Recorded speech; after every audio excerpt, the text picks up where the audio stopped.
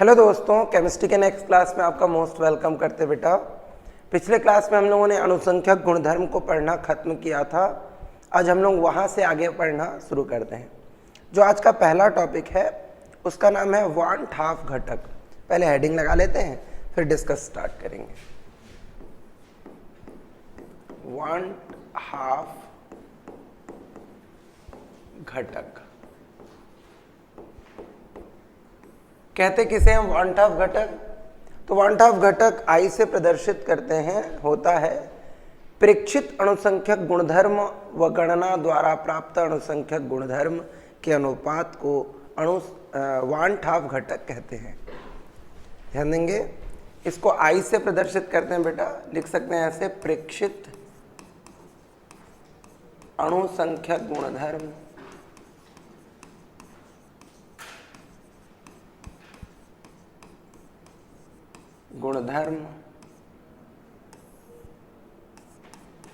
गणना द्वारा प्राप्त अणुसंख्यक गुणधर्म।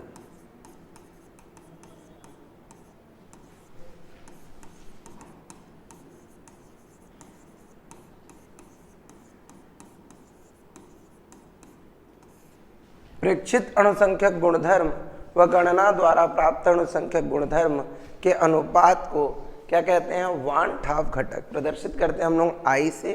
आई बराबर होता है प्रेक्षित अणुसंख्यक गुणधर्म बटे गणना द्वारा प्राप्त अणुसंख्यक गुणधर्म। अभी अणुसंख्यक गुणधर्म कौन कौन से हैं? तो वाष्प दाब में आपेक्षिक अवनमन, क्वथनांक में उन्नयन, हिमांक में अवनमन, परासरण दाब। अब जैसे मान लो क्वथनांक में उन्नयन ही हम समझने की कोशिश करें। प्रेक्षित क्या होता है, गणना द्वारा प्राप्त क्या होता है? प्रेक्षित मतलब या प्रैक्टिकल से करके निकाले। अब हम क्वथनांक में उन्नयन बोलते किसे हैं? जब किसी शुद्ध विलायक में अवाष्पशील विलेय मिलाते हैं तो उसका क्वथनांक बढ़ जाता है, इसको बोलते हैं। तो शुद्ध विलेय को उबाल ले, उबालते समय हम लोगों ने थर्मामीटर ठूंस के देख लिया कि भैया कितना टेम्परेचर है। फिर उसमें अवाष्पशील विलेय मिलाए और मिलाने के बाद मात्रा ज्ञात करके, मतलब जो भी मात्रा मिला रहे हैं 10 ग्राम 20 ग्राम मिलाए और उसके बाद फिर थर्मामीटर ठूंस दिया। अब उसके बाद फिर तुमको रीडिंग मिल गई तो पता तो चल जाएगा ना क्वथनांक में कितनी वृद्धि हुई। अब थर्मामीटर का बाद में जो रीडिंग आया और पहले जो रीडिंग आया उसको घटा दो तो आ जाएगा क्या? क्वथनांक में उन्नयन। ये है प्रेक्षित मान। पर हम लोग क्वथनांक में उन्नयन का फॉर्मूला भी तो जानते हैं। डेल टी बी बराबर क्या होता है? K B into W B into 1000 upon M B into W. अब यहाँ मान रखोगे तो जो मिलेगा वो गणना द्वारा प्राप्त है ना। वो क्या है? गणना द्वारा प्राप्त मान है। तो यहाँ वैल्यू रख दो, के बी का मान रख दो, डब्ल्यू बी का मान रख दो, डब्ल्यू ए का मान रख दो, तो डेल टी बी तब भी मिल जाएगा। तो क्वथनांक में उन्नयन दोनों ही केस में मिला। जो फॉर्मूले में वैल्यू पुट करके सॉल्व करके मिला उसको बोलेंगे गणना द्वारा प्राप्त, और जो प्रैक्टिकल करके मिला उसको प्रेक्षित, है ना। वाष्प दाब मापने के लिए अगर मैं बैरोमीटर का उपयोग कर रहा हूँ तो क्या करूँगा? प्रेक्षित निकलेगा। और वही अगर फॉर्मूले का यूज़ कर रहा हूँ तो क्या निकलेगा? गणना। परासरण दाब निकालने के लिए अगर बर्कले हार्टले की विधि का उपयोग कर रहे हैं तो क्या है? प्रेक्षित। और अगर हम लोग पाई बराबर CRT में मान रख रहे हैं तो क्या मिलेगा? गणना। तो इस तरह से दोनों का अनुपात एक नियतांक होता है जिसे वांट हाफ घटक कहते हैं, है ना। प्रेक्षित अणुसंख्यक गुणधर्म और गणना द्वारा प्राप्त अणुसंख्यक गुणधर्म का अनुपात एक स्थिरांक होता है जिसे क्या कहते हैं? वांट हाफ घटक कहते हैं। तो आई बराबर हम लिख क्या सकते हैं? हम आई बराबर लिख सकते हैं जैसे वाष्प दाब में आपेक्षिक अवनमन क्या होता है? P0A minus PA upon P0A।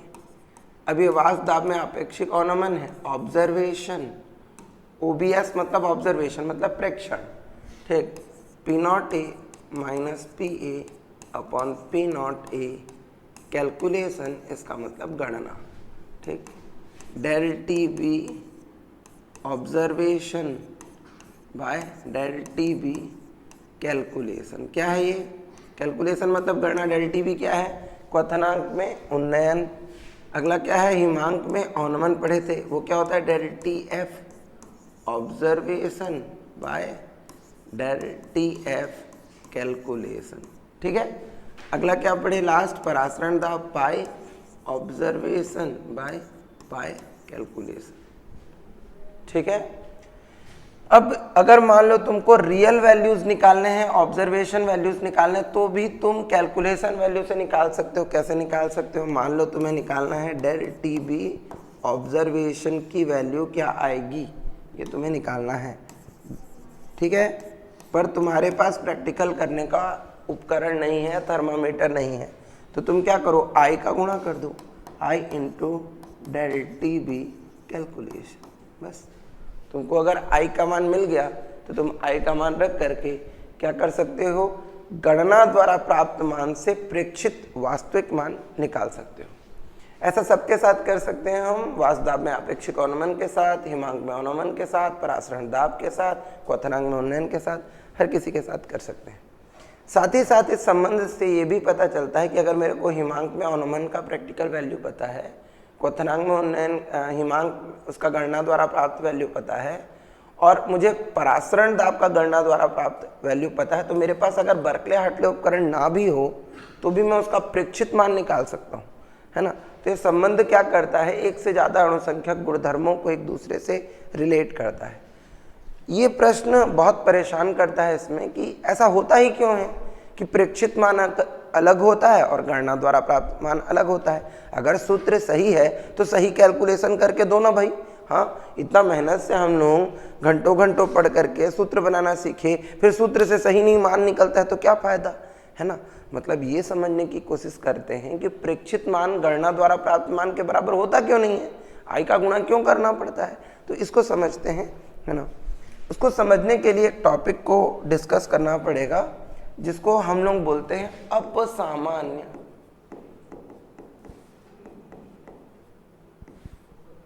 आणविक द्रव्यमान। ये से देखेंगे तो ये दोनों अलग अलग टॉपिक हैं, पर दोनों के तार जो है ना वो एक दूसरे से एकदम जुड़े हुए हैं। तुम अगर ये टॉपिक समझोगे तो तुम्हें वो भी समझ आ जाएगा कि क्यों बदल जाता है। देखो क्या होता है असामान्य, एबनॉर्मल किसे कहते हैं। अगर कोई नॉर्मल ना हो तो उसे क्या बोलेंगे, एबनॉर्मल। अब नॉर्मल ना हो मतलब जो सब करते हैं उसको नॉर्मल बोलते हैं, और जो नहीं करते हैं सब कोई कुछ अलग करेगा तो उसको क्या बोलते हैं, एबनॉर्मल, है ना। कोई भी आदमी अगर अलग टाइप का बिहेव करे तो अपन देसी तर्क में क्या बोलते हैं, पगला हैगा, खिसक गया है उसका, है, खिसक गया मतलब एबनॉर्मल है। ठीक है, अब सब लोगों से बात नहीं करता, अलग अलग रहता है, कटा कटा रहता है, अपने में गुनगुनाता रहता है, अपने में बड़बड़ाता रहता है, मतलब एबनॉर्मल है, पगला है ना। सारे लोग जैसा करते हैं वैसा न करें तो क्या है, अलग, है ना। ध्यान देना, सब लोग पाँव से चलते हैं, है ना। अगर कोई आदमी दो हाथ से चलते हुए टांग को ऐसे करके ऊपर से तुम्हारे पास आए तो तुम देख के क्या बोलोगे, हे ऐसा थोड़ी नहीं चलते हैं। पर सोच के देखो, अगर पूरी दुनिया हाथ से चलती, कोई टांग से चल के आता तो भी तो हंसते ही ना, है ना, तो भी नहीं हंसते क्या हम। ठीक, एक सिंपल सा इंसिडेंट बता रहा हूँ। एक मेरे भैया हैं उड़ीसा के, है ना, वो उनके पास मतलब रिलेटिव हैं, उनके पास गया हुआ था, है ना। वो बोलते हैं TOO को क्या बोलते हैं, तो मैं बोला टू। अब जैसे ही TOO को मैं टू बोला तो वो हंसने लगे, बोलते हैं TOO को टू बोलते हैं। तो मैं पूछा बताओ भैया आप लोग क्या बोलते हो, वो बोले टू, तो मैं हंसने लगा, है ना। अब क्योंकि हम सब लोग टू बोलते हैं तो मुझे टू हंसी आ रहा है, वो सब लोग उसे टू बोलते हैं तो टू हंसी आ रहा है ना। एबनॉर्मल है क्या, एबनॉर्मल वो है जो हम एक्सपेक्ट नहीं करते, जिसकी हमें अपेक्षा ना हो। तो क्या लिख रहे हैं, असामान्य आणविक द्रव्यमान। मतलब आणविक द्रव्यमान में क्या सामान्य क्या असामान्य, भाई मैं प्रेक्षित करना चाह रहा था, मैं चाह रहा था कि ये आता उसका वैल्यू, और अगर ना आए तो, है ना। जैसे कि अगर मान लो मैं एसिटिक एसिड ले रहा हूँ तो एसिटिक एसिड का अणुभार मुझे लगेगा क्या, कितना आना चाहिए, 60 आना चाहिए, है ना। और मान लो 60 ना आए तो मैं कैलकुलेशन करूं और इसका आ जाए 58 या इसका आ जाए 63, तो दोनों ही केस में मेरे को लगेगा ना भाई 60 आना चाहिए, तो ये क्या हुआ, गड़बड़ क्यों हुआ, जितना आना चाहिए था उतना क्यों नहीं आ रहा है। तो अगर ऐसा कुछ आएगा तो हम उसको क्या बोलेंगे, असामान्य आणविक द्रव्यमान। तो ऐसा आता क्यों है, दो टर्म समझेंगे, एक को बोलते हैं हम लोग संगुणन, दूसरे को बोलते हैं वियोजन। एक को क्या बोलते हैं हम, संगुणन, और दूसरे को क्या बोलते हैं, वियोजन। इन दोनों ही कारणों से गड़बड़ होता है, संगुणन या वियोजन से होता है ना। अब सोच के देखो कि मैंने एक विलयन बनाया, अब विलयन में मैंने 100 कण डाले थे। क्या कण डाले थे, 100 कण, ठीक। विलयन में कितने कण डाले थे, 100 कण डाले थे। अब मान लो 100 कणों में से कुछ कण जुड़ गए और जुड़ करके कणों की संख्या कम हो गई, मतलब 100 की जगह हो गए सोचो 60 कण, तो 40 कण तो गायब हो गए। अभी मैंने डाला तो था 100 कण, उन लोग आपस में कनेक्शन कर लिएगा, जुड़ जुड़ी करके संख्या कम कर दिए, तो अणुसंख्या गुणधर्म तो बदल गया ना, ठीक। क्या हुआ वहां, संगुणन हुआ। अब मैंने 100 कण डाला था और टूट टाट के हो गए 130 140 कण, वो भी गड़बड़ है, संख्या बढ़ गई है ना। कैसे गड़बड़ है, याद रखना, हम लोगों ने जो लास्ट वाला अणुसंख्या गुणधर्म था परासरण दाब, उसमें आणविक द्रव्यमान निकाला था। आणविक द्रव्यमान कितना निकला था, WB × R × T/π × V, ऐसा निकाला था। MB क्या है, अणुभार। सारे अणुसंख्यक गुणधर्म से निकाले हैं, वाष्पदाब में आपेक्षिक अवनमन से भी निकाले थे अणुसंख्यक गुणधर्म, अवाष्पशील विलेय का क्वथनांक में उन्नयन से अवाष्पशील विलेय का आणविक द्रव्यमान निकाले थे, हिमांक में अवनमन से, सबसे तो निकाले हैं, है ना। पर यहाँ देखो बढ़िया प्यार से दिख जाएगा तुमको इजीली, क्या दिख रहेगा, ये अणुसंख्यक गुणधर्म और आणविक द्रव्यमान के बीच में, अणुसंख्यक गुणधर्म और आणविक द्रव्यमान के बीच में क्या संबंध है, देख पा रहे होगे कि यहाँ जो अणुसंख्यक गुणधर्म है MB, वो समानुपाती है 1/π के, है कि नहीं। पाई क्या है, परासरण दाब। क्या है वो, अणुसंख्यक गुणधर्म। किसे कहते हैं, विलयन के वे सभी गुणधर्म जो उसमें उपस्थित कणों की संख्या पर निर्भर करते हैं, विलेय कणों की संख्या पर निर्भर करते हैं, प्रकृति पर नहीं। क्या कहलाते हैं, अणु संख्या पर डिपेंड करता है, कितने हैं, कितने कितने नंबर, अणुसंख्यक गुणधर्म। और अणुसंख्यक गुणधर्म अणुभार को निर्धारित कर रहा है। अगर यहां देखेंगे जो अणुभार आएगा वो अणुसंख्यक गुणधर्म पर निर्भर करेगा। अगर संगुणन हो या वियोजन हो, दोनों ही केस में क्या होता है, अणुसंख्यक गुणधर्म बदल जाता है। अणुसंख्यक गुणधर्म बदलेगा तो आणविक द्रव्यमान बदल जाएगा, और अगर बदल गया तो जितना नॉर्मल होना चाहिए उतना नहीं होगा, जितना नॉर्मल होना चाहिए उतना नहीं होगा। समझ आया कि नहीं है, आ गया, ठीक। नहीं है, बर्फी, बर्फी जानते हो, काजू बर्फी, काजू कतली, मजा आता है ना, अच्छा लगता है टेस्ट। हाँ देखो, काजू बर्फी का प्रॉब्लम क्या है कि अगर तुम उसको ऐसे उठाओ ना तो कई बार 2-3 ठो चिपक जाता है। मान लो तुम में से किसी के 95-96% आए, है ना। अब जब ख्याली पुलाव खा ही रहे हैं तो अच्छा वाला खाएं, क्वालिटी बढ़िया हो। 80-85 में का है मिठाई बांटोगे, अभी 95-96 में बांटो, है ना। तो मान लो 95-96% आ गया और तुम बोलो कि सर मैं आके आपके क्लास में मिठाई बांटना चाहता हूँ, मैं बोलूँगा मोस्ट वेलकम बेटा, तेरा खर्चा मेरा क्या, है ना। तो तुम आ जाओगे, है ना। और सोचो कि तुम मेरे से पूछे कितने बच्चे हैं, तो सर मैं बोला कि 40 बच्चे हैं क्लास में, ले आ। तो बंदे ने 40 बर्फी ले आया और बोला कि एक बच्चे को बेटा बांट दे बाकियों को, है ना। तो सब ने बांटा, मतलब जो बंदर है उसने सबको बांटा। अब वो बांटते समय क्या किया, एक बंदे को 2 बर्फी, एक बंदे को 3 बर्फी, एक बंदे को 4 बर्फी बांट दिया, चिपका चिपका हुआ था। तो तुमको क्या लग रहा है, आधे बच्चे तो सूंघेंगे बेचारे, है ना, तरस जाएंगे, ये भी कैसे हो रहा है, सब खत्म हो गया। आखिरी के 10-12 बच्चों को मिला ही नहीं, जबकि तुम 40 लेके आए थे। 40 क्यों नहीं मिला, क्योंकि बर्फियों में संगुणन हो गया था। क्या हो गया था, बर्फी में संगुणन हो गया, तो चिपक गए थे, तो संख्या बदल गई। 40 की जगह वो 30-32 रह गए, क्योंकि 2-2, 3-3 भी बढ़ गया, है ना, ठीक। लड़कों को बांटने देते समय उन लोग पार्शियलिटी कर गए, ये मेरा दोस्त है, धर 2 ठो, है, ये मेरा और अच्छा दोस्त है, 3 ठो, 2 ठो रखना, मैं भी आऊँगा, है ना। ऐसे करके बेचारा बांटते पहुँचा है, आखिरी में पूरा नहीं, है ना। और कुछ बच्चे थोड़े ज़्यादा मतलब ऐसे परिवार से होते हैं जो मितव्ययिता जानते हैं, मतलब कम खर्चा।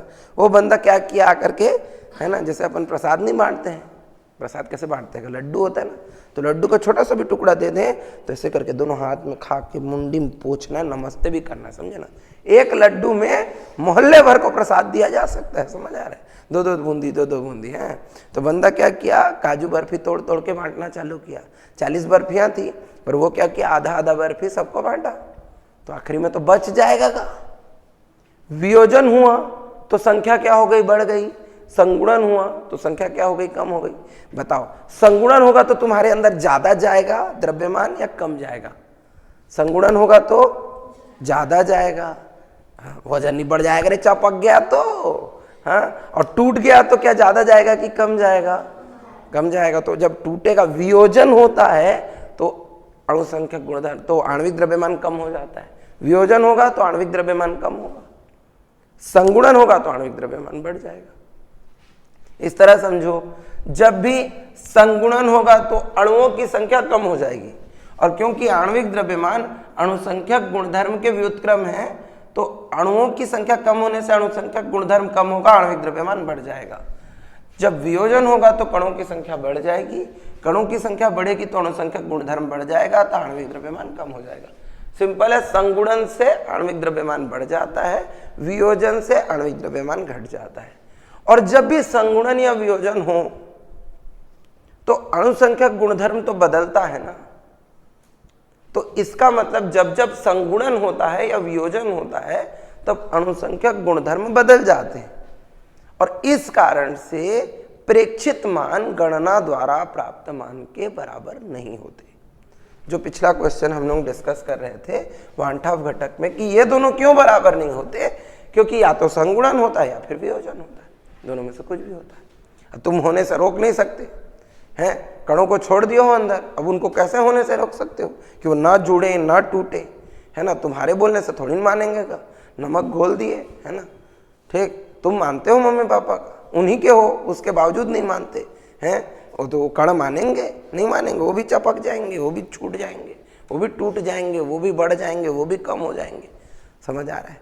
तो अणुओं की संख्या बदल जाएगी, अणुओं की संख्या बदलने से अणुसंख्यक गुणधर्म बदल जाएगा, अणुसंख्यक गुणधर्म बदल जाएगा तो आणविक द्रव्यमान बदल जाएगा, आणविक द्रव्यमान बदल जाएगा तो अपेक्षा के अनुरूप नहीं मिलेगा, जैसा सोचे थे वैसा नहीं मिलेगा, अपेक्षा के अनुरूप नहीं मिलेगा, तो उसे हम बोलेंगे अनापेक्षित, मतलब असामान्य, एबनॉर्मल, पगला है, खिसक गया है, ऐसा टाइप का बात करते हैं अपन लोग, है ना। जो अपेक्षा के अनुरूप नहीं मिलेगा उसको बोलेंगे असामान्य, है ना। अब एग्जाम का कॉपी लिखा था, कॉपी में सोचे थे कितना नंबर मिलेगा, 70 नंबर का पेपर है, 65 मिल जाएगा, और कॉपी देख रहे हैं, देखने पे 69 मिला हुआ है। ओह, 3 नंबर ज्यादा मिल गया, इतना तो बना के नहीं आया था अपेक्षा के, पर इसको कोई नहीं बताता। और 65 की जगह मान लो 61 मिल गया, 4 नंबर कट गया, तो कौन काटा मेरा नंबर है, ये अपेक्षा के अनुरूप नहीं मिला तो अनापेक्षित कम हो गया, तो अपन बहुत गाली देते हैं, मुक्त कंठ से गाली देते हैं, देखने में खुद गलती किए रहते हैं उसके बावजूद, है ना। और ज्यादा मिल जाता है तो कोई गाली नहीं, है ना। जैसे कि मेरा इंग्लिश का पेपर, मेरे को 10th का मेरे को याद है अच्छे से, 10th का पेपर हम लोग के टाइम में 50 मार्क का होता था, तो मैं बना के ही आया था 45 का, और मेरे को 49 मिला हुआ है। तो मैं इस बात से अचंभित हूँ कि वो 4 नंबर एक्स्ट्रा मिले कहाँ, ठीक। मैं बना के ही नहीं आया था, है ना, ठीक। पर बंदे ने शायद, इंग्लिश के टीचर तो ठीक होंगे पर मैथ्स गड़बड़ होगा, 4 नंबर एक्स्ट्रा जोड़ दिया बंदा। मैं खुश था वैसे, है ना, ठीक है, क्योंकि मेरे को एक्स्ट्रा मिला था, तो है ना। तो अनापेक्षित, जो भी एक्स्ट्रा मिल जाए तो अनापेक्षित। तो असामान्य आणविक द्रव्यमान किसे कहते हैं? जब भी आणविक द्रव्यमान, है ना, बदल जाए तो उसे क्या कहेंगे? असामान्य आणविक द्रव्यमान। तो विलयन में अगर विलेय कणों का संगुणन या वियोजन हो तो अवाष्पशील विलेय का आणविक द्रव्यमान प्रेक्षित मान के बराबर नहीं प्राप्त होता। इस तरह प्राप्त अनापेक्षित आणविक द्रव्यमान को अब सामान्य आणविक द्रव्यमान या असामान्य आणविक द्रव्यमान कहते हैं। ठीक है, अब यहाँ पर हम लोग ये समझते हैं कि आई का मान कैसे निकालते हैं। आई मतलब वांठाव घटक, इसका मान हम कैसे निकालते हैं? तो बड़े प्यार से निकाल लेते हैं का, इजी से निकल जाता है। देखो, जैसे कि मान लो तुमको एक लवण दिया है NaCl, क्या दिया? एक लवण NaCl। NaCl कैसे टूटेगा? Na plus Cl minus. टूटेगा कि नहीं टूटेगा? टूटेगा, मेरे बोलने से थोड़ी ना बचेगा। अब मान लो तुमको ये नहीं दिया है कि इसके अपघटन की मात्रा कितनी है, वियोजन की मात्रा कितनी है, नहीं दिया है तो अपन खुश भाई, पूरा 100% तोड़ देंगे। तोड़ दो। इसकी प्रारंभ में कणों की संख्या कितनी थी? 1। इधर तो कुछ थे ही नहीं।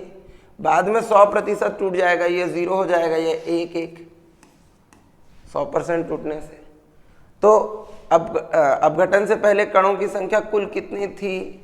1। अपघटन के बाद कणों की संख्या कितनी है? 2। इस आधार पर हम देखेंगे कि प्रेक्षण होगा।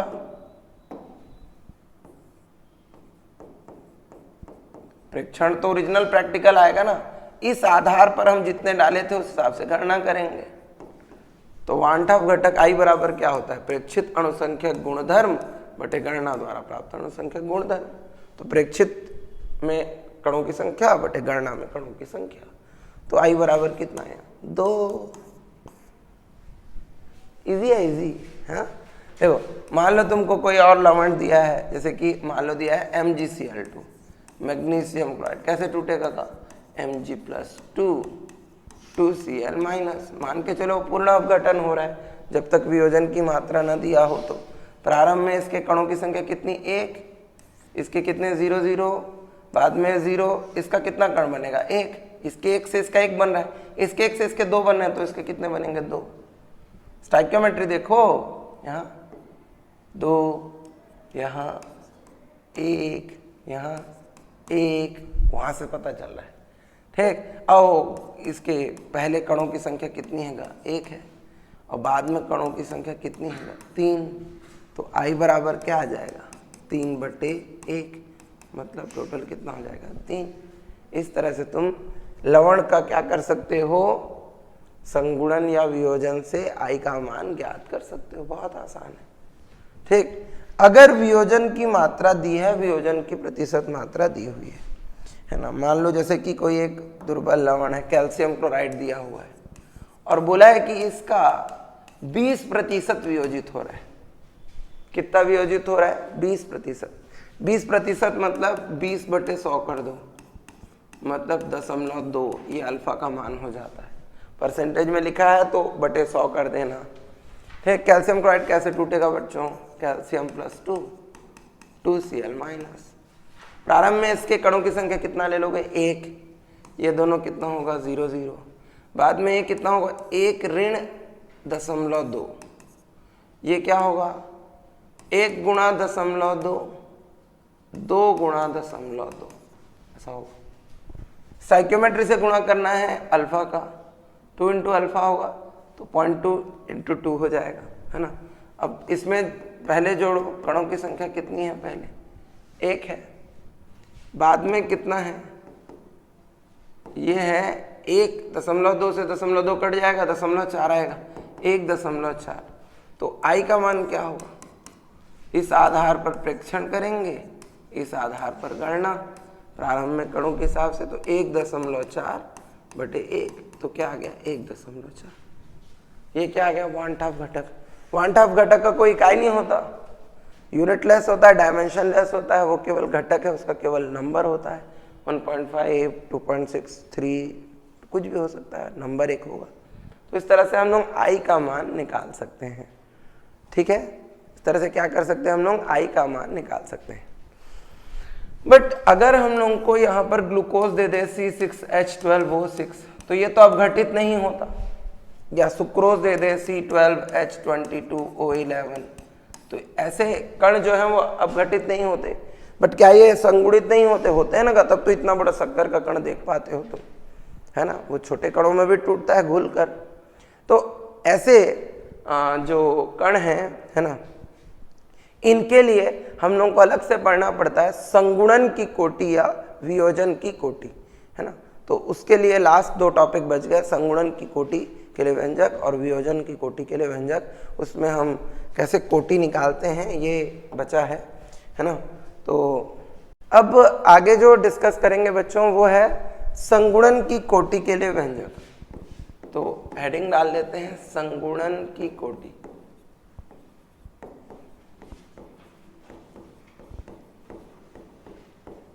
ये आखिरी दो डेरिवेशन पर पहुंच गए हम लोग इस चैप्टर के।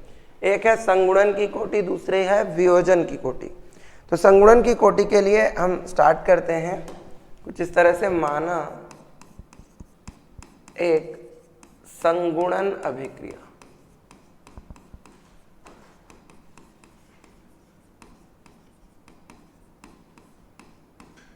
माना एक कैसी अभिक्रिया, संगुणन अभिक्रिया, जिसमें n एक कण मिलकर के एक n कण बना रहे हैं। n कण मिलकर कितना कण बना रहे हैं? एक कण। n कण जुड़ करके एक कण बन रहे हैं, है ना। अब ये रिएक्शन में दिया हुआ है ना। तो प्रारंभ में हम इसको जब सॉल्व करेंगे तो ऐसे ले लेते हैं कि प्रारंभ में जब t बराबर 0 है तब यहाँ कणों की संख्या कितनी है? तो 1। यहाँ कणों की संख्या कितनी होगी? 0 होगी। यहाँ कण 1 है, उधर कण 0 है। अगर x संगुणन पर, ऐसे लेने, x संगुणन पर ये हो जाएगा 1 माइनस nx, तो ये होगा x। 1 माइनस nx, तो वो होगा x। अब तुम सोचोगे सर ऐसा क्यों? 1 माइनस nx तो x क्यों? अब अगर x कण बना रहे हैं तो nx कण टूटने पड़ेंगे, है ना। सोच के देखो, अगर मैं लिखता 10a gives a 10, तो 10 कण मिल करके एक कण बना रहे होते। प्रारंभ में मान लो यहाँ पे 80 कण हैं। कितने कण हैं? 80 कण। यहाँ तो 0 ही है। अब मान लो अगर यहाँ पर 5 कण बने हैं तो 10 कण से एक कण बनते हैं, तो 5 कण कितने से बने होंगे? 50 कणों से नहीं बने होंगे। 10 कण से कितना बनता है? 1।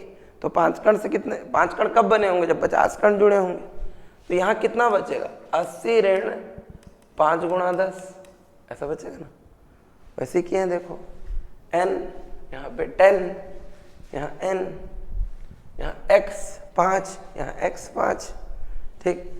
n इंटू एक्स घटेगा, समझ आ रहा है? n इंटू एक्स क्या होगा? घटेगा। सिंपल है। इसका और एक एग्जांपल ले लो।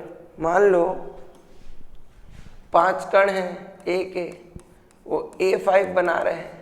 इसके शुरू में कितने कण हैं? मान लो 80 कण हैं। इसके कितने हैं? 0 है। इसके अगर मान लो 4 कण बने तो इसके कितने बनेंगे? 80 ऋण 5 गुणा 4। यही अगर होता 6a gives a6। इसके 80 कण हैं, इसके कितने होंगे? 0। इसके अगर 10 कण बने तो इसके कितने बनेंगे? 80 ऋण 6 गुणा 10। इतने बचेंगे ना। 60 कण खत्म होंगे तब ना इसके 6 कण बनेंगे, क्योंकि क्या हो रहा है? संगुणन हो रहा है। कण परस्पर क्या कर रहे हैं? जुड़ रहे हैं, और जुड़ कर क्या बना रहे हैं? उत्पाद बना रहे हैं। कुछ इस तरह का सिचुएशन है, ठीक। संगुणन हो रहा है, शक्कर के कण जुड़ जा रहे हैं, ग्लूकोज के कण जुड़ जा रहे हैं। उस कंडीशन को हम लोग डिस्कस कर रहे हैं, है ना। चूंकि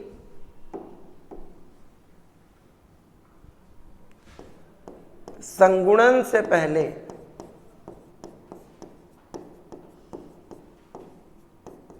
कणों की कुल संख्या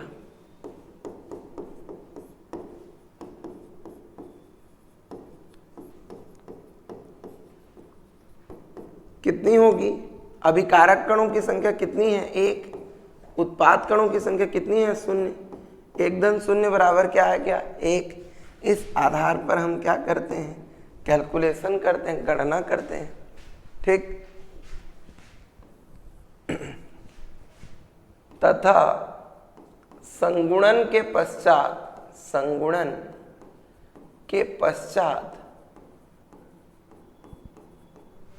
कणों की कुल संख्या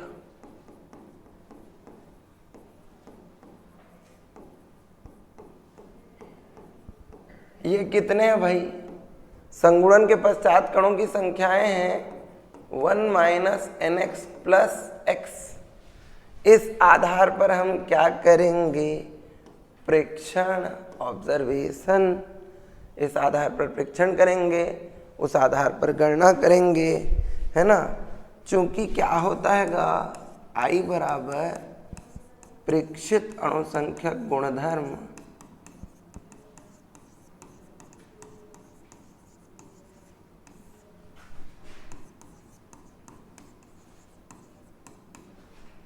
बटे गणना द्वारा प्राप्त अणुसंख्यक गुणधर्म।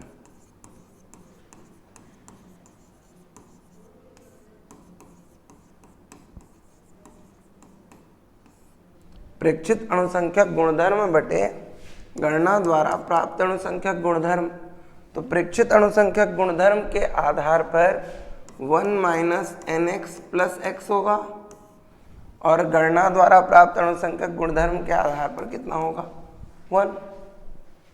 ठीक, तो ये क्या हो जाएगा I is equals to 1 plus x minus nx ले लो। ठीक, I minus 1 is equals to, इन दोनों से x common, 1 minus n, x is equals to हो जाएगा I minus 1 upon 1 minus n। x का मान आ गया। x ही क्या है, संगुणन की कोटि। अगर हमें संगुणन की कोटि दी हो तो हम i का मान निकाल सकते हैं, i का मान दिया हो तो संगुणन की कोटि निकाल सकते हैं। ठीक, जैसे कि ये मैं उस सिचुएशन के लिए बना के बताया हूं कि प्रारंभ में मेरे पास 1 मोल कण उपस्थित है। इस तरह के सिचुएशन के लिए अगर n मोल कण उपस्थित होंगे तो उसको तुम n लेकर के भी बना सकते हो या कुछ और लेकर के भी बना सकते हो। तो यह संगुणन की कोटि उस केस में मार्जिनल फर्क आएगा, बट मेथड यही है कि इतने मोल हैं, यहाँ से 5 मोल दिए हैं तो स्टार्ट में n की यहाँ पे प्रारंभ में 5 मोल लिख लेना, फिर x से संगुणन हुआ है तो x का मान लेकर के वो n पर डिपेंड करेगा, है ना, तो वहाँ से सॉल्व हो जाएगा।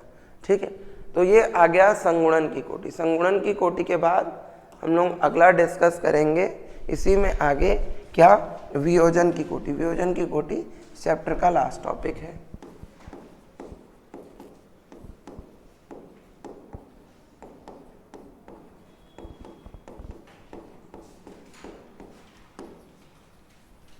वियोजन की कोटि के लिए मान लेते हैं, माना एक वियोजन अभिक्रिया, क्या ले सकते हैं ऐसे, माना एक वियोजन अभिक्रिया।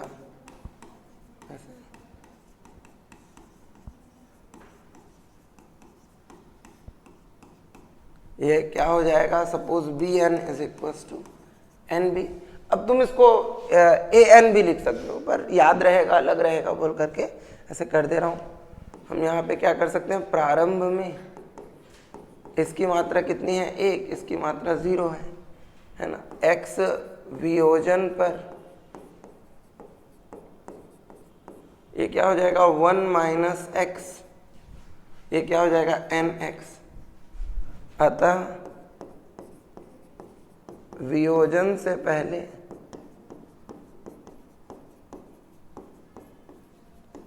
कणों की संख्या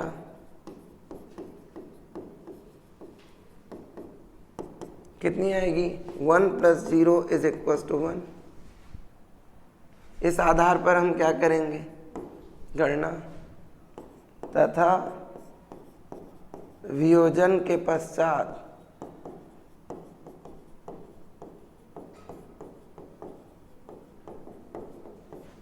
कणों की कुल संख्या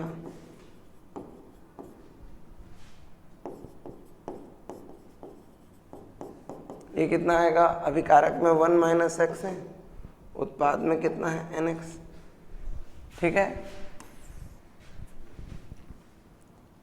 जो कि वांछित घटक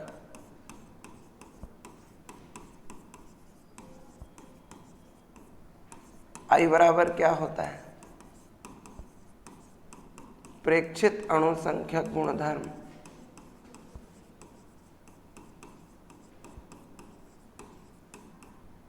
बटे गणना द्वारा प्राप्त अणुसंख्यक गुणधर्म।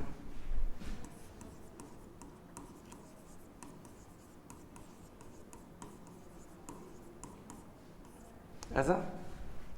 तो तुम इसको लिख सकते हो I इज इक्वल टू, इस आधार पर परीक्षण करेंगे, हम ऑब्जर्वेशन करेंगे, क्या हो जाएगा 1 minus X plus N X upon 1। आ गया क्या, I is equal to 1 plus N X minus X, ऐसा होगा। I minus 1 is equal to X common n minus 1, x is equal to I minus 1 upon n minus 1। ये क्या आ गया, वियोजन की कोटि और वांठा घटक में संबंध, है ना। ध्यान से देखें, संगुणन की कोटि और वांठा घटक में 1 माइनस n है और वियोजन की कोटि में क्या है n माइनस 1, ठीक है।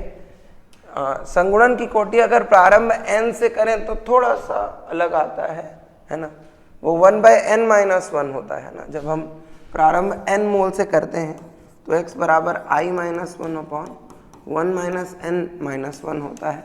अगर प्रारंभ में n मोल हो,